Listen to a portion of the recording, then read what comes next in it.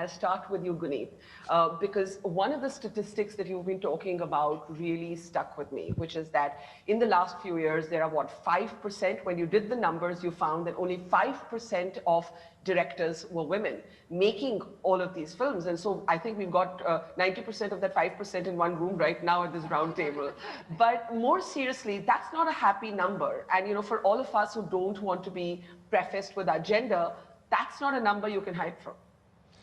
Absolutely, Barkha. I think that's what led us to think, introspect a bit, and just bring that number in front. This is a 2019 study that I came across, and I think there has been an influx of more talent now, and even conversations like this. So thank you, Netflix, for organizing this.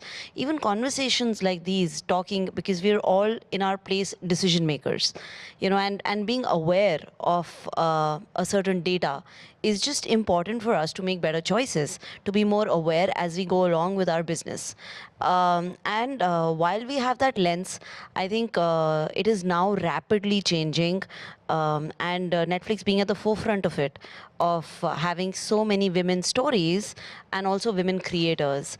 And that female gaze is something that, like how you see, if I have to tangibly explain this to you, how do you see a Wonder Woman and how a Wonder Woman is shot, whereas how you see Halle Berry in like a Catwoman, So I think that female gaze is now something that is really important, and that perspective to shift as we are getting more aware. Like I've always said that we're all products of patriarchy. We are all negotiating feminism and figuring it out. And with more information, we can empower more, we can amplify more, and we can have more such conversations which inform our upcoming decisions. So, yeah. And it's important to stress, Guneet, that there isn't a monolithic female gaze, that we all navigate it in ferociously personal ways, and that we often wrestle perhaps with our own inbuilt sexism. I find myself halting sometimes in even language that I use, as a very, very assertive feminist, saying, hey, where did I get that word from? I'm not free from socialization. I don't know if you feel you are.